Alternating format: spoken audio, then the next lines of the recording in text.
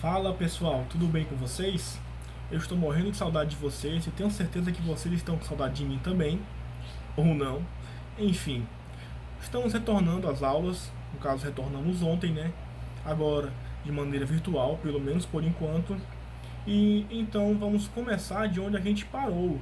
Ou seja, a gente terminou o capítulo 3 e iremos agora iniciar o capítulo 4. Então eu estou com um livrinho aqui em mãos. Peguem o livrinho de vocês também.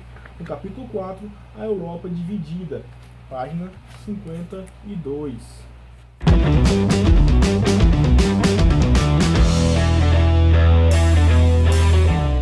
Vamos retroceder aqui um pouco a Europa entre guerras. Então a gente vai ter, vocês devem ter visto isso já em história, é óbvio, mas a gente vai ter, no início do século XX, duas guerras mundiais.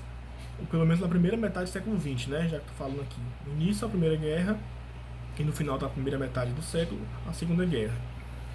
Então essa guerra ela vai ser ocasionada devido a um choque entre as potências imperialistas europeias que vai proporcionar esse conflito bélico entre essas potências, que vai dar início à Primeira Guerra Mundial em 1914, entre a Tríplice Aliança, formada por Alemanha, Império Austro-Húngaro e Itália, contra a Tríplice Entente, formada por França, Inglaterra e Rússia.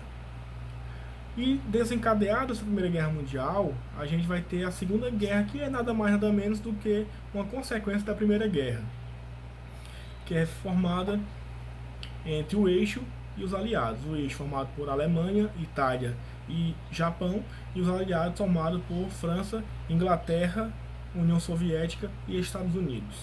Mas vamos entender que essa Segunda Guerra Mundial ela vai se dar sob um contexto diferente. Primeiro a gente vai ter aí a ascensão do nazismo, que vocês também devem ter visto em história. Eu tenho uma videoaula também falando sobre a ascensão do nazifascismo. Depois eu passo para vocês. E também algo muito peculiar dessa guerra mundial é a aparição, o surgimento das bombas atômicas, a Little Boy e a Fat Man, que foram lançadas pelos Estados Unidos nas cidades de Hiroshima e Nagasaki. A Europa, depois da guerra, vai estar arrasada, porque é o palco da guerra, a Europa.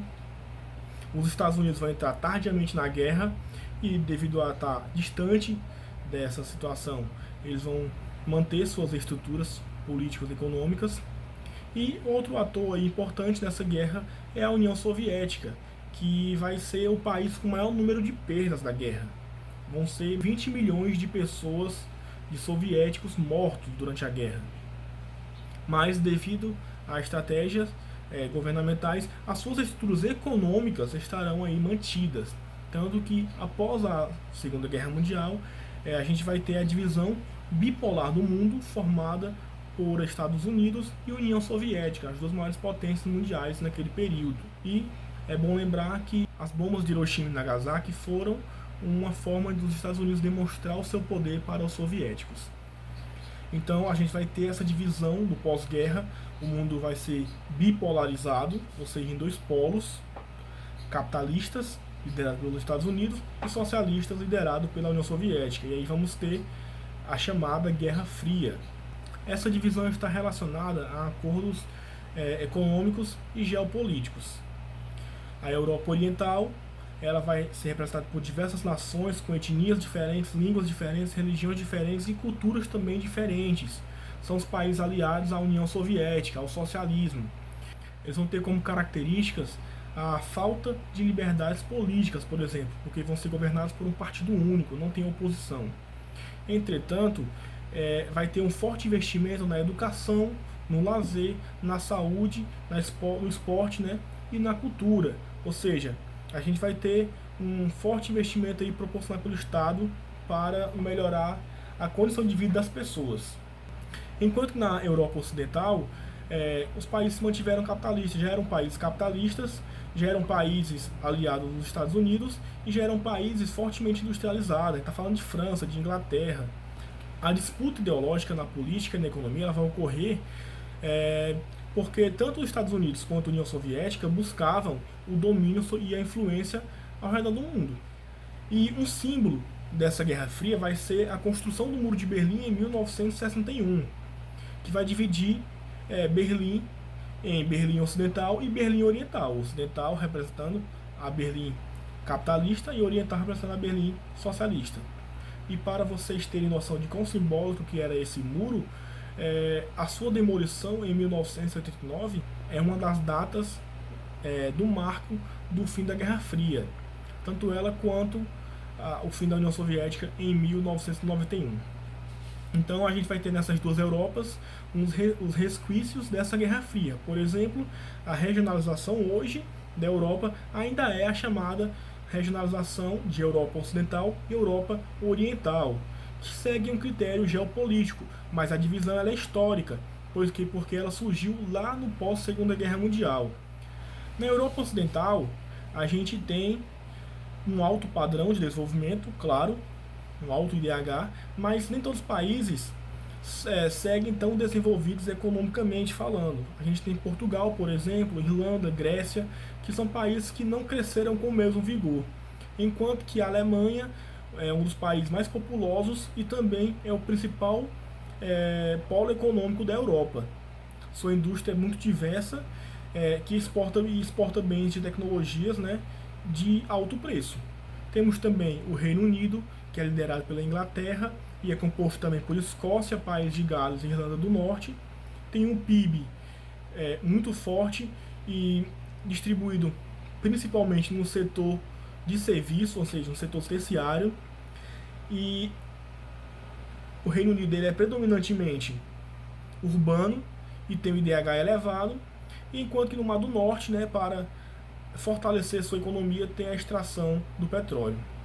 Temos também a França, que era dividida em vários polos importantes, por exemplo, a região de Paris é uma região que desenvolve bastante tecnologia, enquanto que Lorena é rica em minério de carvão.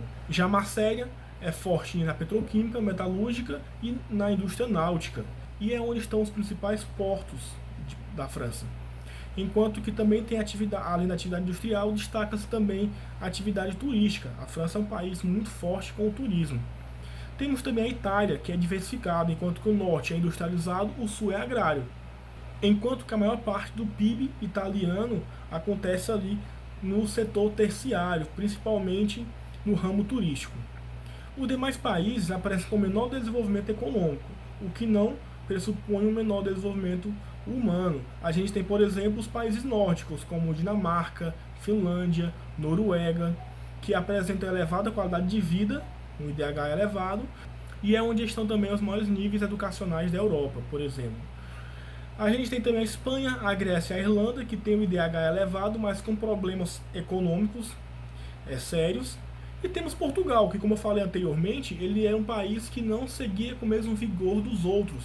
Mas Portugal ele vem com uma contracorrente, ou seja, ele vem contrariando as chamadas austeridades fiscais impostas pelo FMI ou pela própria União Europeia, mas vem desenvolvendo a sua economia e vem se desenvolvendo socioeconomicamente muito bem. Ou seja, ele vem nadando contra a corrente e vem fazendo um bom progresso. E os países da Europa Oriental, quais são? Com o fim da União Soviética, a gente vai ter origem a vários países. Agora todos são capitalistas. E esses países formaram a Comunidade dos Estados Independentes, a CEI, que é liderada pela Rússia.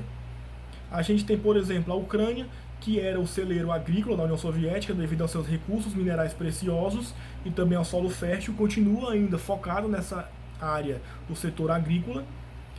E tem uma triste lembrança aí da história na Ucrânia, que é o desastre de Chernobyl, lá de 1986. Temos também a República Tcheca e a Eslováquia, que faziam parte de um único país chamado Tchecoslováquia, que após a Primeira Guerra Mundial se formou devido à dissolução do Império Austro-Húngaro. E no pós-Guerra Fria, em 1993, ocorre um processo de separação pacífica chamado de Revolução de Veludo.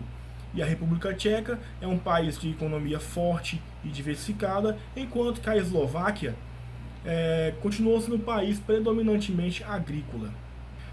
E temos a ex-Iugoslávia, que era formada por 6 repúblicas: Sérvia, Croácia, Eslovênia, Bósnia e Herzegovina, Montenegro e Macedônia.